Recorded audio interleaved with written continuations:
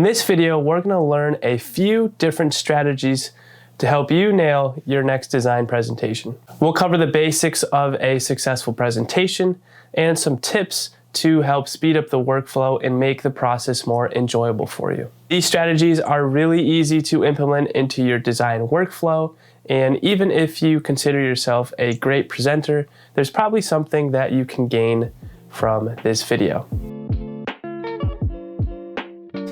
Now, before we jump into the video, if you're new here, my name is Carter, and here we talk about landscape architecture education, visualization, and representation. So if you're into that and you want to learn more about the subject and field, consider subscribing. Okay, so let's start off with what you need to do before the presentation is even a thought. And what you need to be thinking about is what information is going to best represent your idea or your design. So this could be a series of renders or images that help paint the story that you're trying to tell. And you want to try and do this as early as possible. This is going to be great because it's going to give you a sense of direction and an end goal to work towards in your project. And by doing so and knowing what your end goal is, you're going to not only save time and stress because you're going to know exactly where you need to go, but you're also going to be really clear and your final product is going to be really well thought out. So try to come up with 3 items that will best represent your idea or your project. For me, my go-to 3 items are first, the partie diagram. Now you can show some of your partie process, but you want to make a really clear, final, clean-cut partie diagram to show. Next, you're going to want to have a vision page. This can be a series of images or art that really gives off the vibe to your project or what your project is supposed to feel like. And finally, you want to have one great perspective that helps give the audience a true feeling of what it's like to be on your site. And I say this because this is just what I've reflected on and what I've learned in my 4 years as a student and currently in the profession now. People are always going to want to see your idea. They're going to want to see what your vision is or what the vision is, and they're going to want to feel some sense of personal attachment and what feeling it would bring them if they were there at the site. So if you can do those 3 things really successfully, then more often than not, no matter what you say in the presentation, it's going to be well received by your peers, presenters, or clients. But of course, there are some more ways to optimize this process even better. So once you're closer to the deadline, you're going to have a rough idea of what the format of this presentation is going to be. Oftentimes it's digital now with COVID, but basically you want to consider what the format is. This is going to help you when you're planning your final renders because you're going to know if you need to create these images or plans to be portrait oriented, landscape oriented, or if they're going to be on a project board. This is going to allow you to capture the full render or idea that you had in your presentation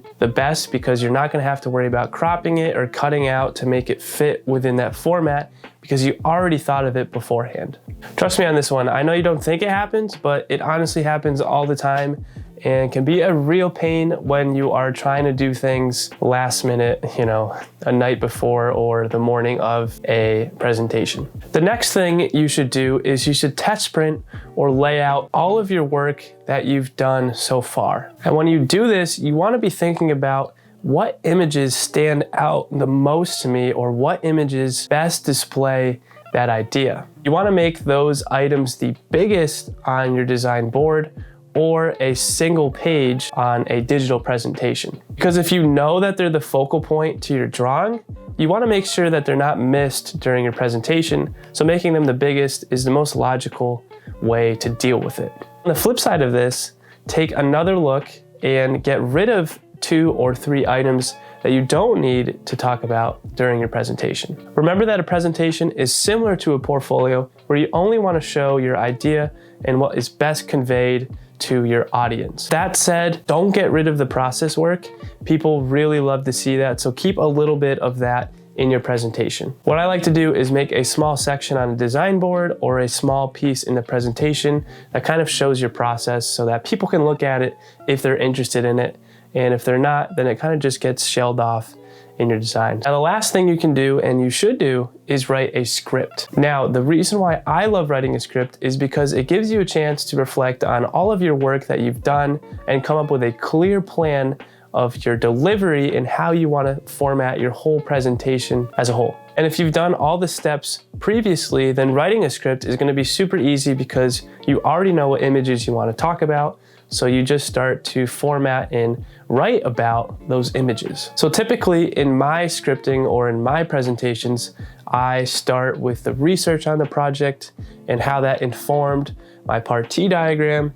And then from the Part T diagram, I'll go into the overall idea and then on my focus areas that I really want people to focus on and highlight upon. Now, of course, just because you wrote the script doesn't mean that you have to bring it with you and sit there and read from it if you don't want to. But the point of having you write a script is the process behind it. It's gonna get your words matching your design and your design matching your words, which will ultimately lead to a really well done and well thought out, cohesive presentation. So if you can do all of those things, I am confident that your project will be well received. Like I said, I have a fair amount of experience with these presentation formats and also just hearing other people's presentations and watching their presentations. These are kind of the things that always stand out and always seem to be, to me, what makes a presentation well received by your clients, peers, or other professionals. So I hope this was an insightful video for you guys. And if you found it interesting,